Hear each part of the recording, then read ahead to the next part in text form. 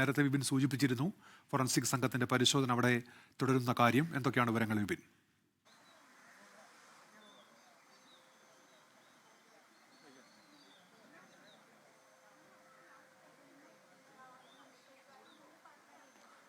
Yes, forensic സംഘം ഇപ്പോഴും ആ പ്രദേശത്ത് പരിശോധന നടത്തുകയാണ് ഉന്മേഷ. പരിശോധിച്ച് അവർ ശേഖരിക്കുന്ന ഓരോ വസ്തുക്കളും അത് ഇവിടെ കൂട്ടമായി കൊണ്ടുവന്ന് ഇവിടെ നിന്നാണ് അത് ഓരോ കുപ്പികളിലേക്ക് ആക്കുന്നതും പിന്നീട് അത് കോടതിയിലേക്ക്, അതായത് ഇവരുടെ ഇൻവെസ്റ്റിഗേഷൻ ഓഫീസർക്ക് അത് സമർപ്പിക്കുന്നതിന് വേണ്ടിയിട്ടുള്ള ഓരോ കുപ്പിയിലാക്കുകയും അത് കൃത്യമായി സീൽ ചെയ്യുകയും ചെയ്യുന്ന നടപടികൾ, ആ ദൃശ്യങ്ങളാണ് നമ്മൾ കാണുന്നത്.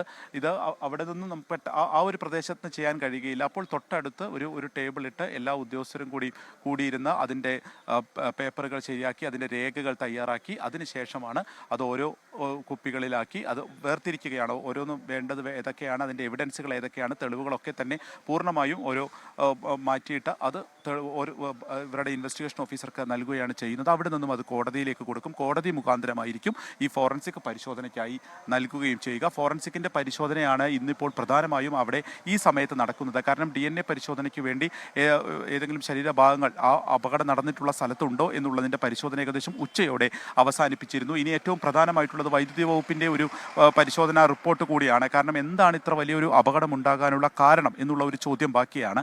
അപ്പോൾ അത് കണ്ടെത്തുന്നതിന് വേണ്ടിയിട്ടുള്ള ഒരു പ്രധാനമായിട്ടും അതായിരിക്കും ഇനി ഉണ്ടാവുക. അതിൽ തന്നെ അളവിൽ കൂടുതലായിട്ടുള്ള ഈ വെടിക്കെട്ട് കോപ്പുകൾ അവിടെ സംഭരിച്ചിരുന്നോ തുടങ്ങിയിട്ടുള്ള ചോദ്യങ്ങൾക്കുള്ള ഒരു മറുപടി കൂടി വേണം. അതൊക്കെ ഈ റിപ്പോർട്ടിൽ ഉണ്ടാകുമെന്നുള്ളതാണ് പ്രതീക്ഷിക്കുന്നത്. അതിൻ്റെ ഭാഗമായിട്ടാണ് ഈ തെളിവുകൾ ശേഖരിക്കുന്നതും ഇപ്പോൾ നടത്തിക്കൊണ്ടിരിക്കുന്നത്. അങ്ങനെ വിവിധ വകുപ്പുകൾ ഏകോപിപ്പിച്ചുകൊണ്ടുള്ള അന്വേഷണമാണ് ഇതിൻ്റെ ബാക്കി നടക്കുന്നത്. മജിസ്ട്രേറ്റിൽ അന്വേഷണം നടക്കുന്നു, ഒപ്പം തന്നെ പോലീസിൻ്റെ അന്വേഷണവും നടക്കുന്നു. ഇന്നിപ്പോൾ അല്പസമയത്തിനുള്ളിൽ തന്നെ ഈ ഫോറൻസിക്കിൻ്റെ ഇന്നത്തെ പരിശോധന പൂർത്തിയാക്കും. പിന്നീട് ആവശ്യമാണെങ്കിൽ നാളെ കൂടി ഈ തിരച്ചിലുണ്ടാകും.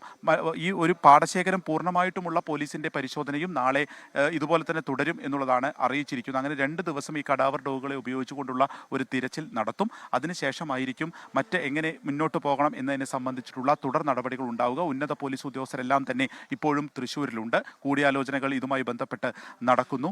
ഈ റിപ്പോർട്ടിൻ്റെ അടിസ്ഥാനത്തിലായിരിക്കും ഇപ്പോഴത്തെ ഒരു ഇതിൽ അവിടെ ഒരു താൽക്കാലിക വൈദ്യുതി എടുത്തിട്ടുണ്ട്. അപ്പോൾ എന്തെങ്കിലും രീതിയിലുള്ള ഒരു ഷോർട്ട് സർക്യൂട്ട് അവിടെ സംഭവിച്ചിട്ടുണ്ടോ എന്നുള്ളൊരു സംശയം മാത്രമാണ്. ചൂടായിരിക്കില്ല കാരണം എന്നുള്ളതും പെസയെ പോലുള്ള ഏജൻസികൾ റിപ്പോർട്ട് ചെയ്യപ്പെടുന്നുണ്ട്. പക്ഷേ അത് ഉറപ്പിച്ചിട്ടില്ല. അതിൻ്റെയൊക്കെ അന്വേഷണം കൂടുതലായി നടക്കണമെന്നുണ്ടെങ്കിൽ ഈ ഫോറൻസിക്കിൻ്റെയൊക്കെ പരിശോധനാ ഫലം കൂടി വളരെ നിർണായകമാവുന്ന ഒരു ഘട്ടത്തിലാണ് നിൽക്കുന്നത്. ഉന്മേഷ്,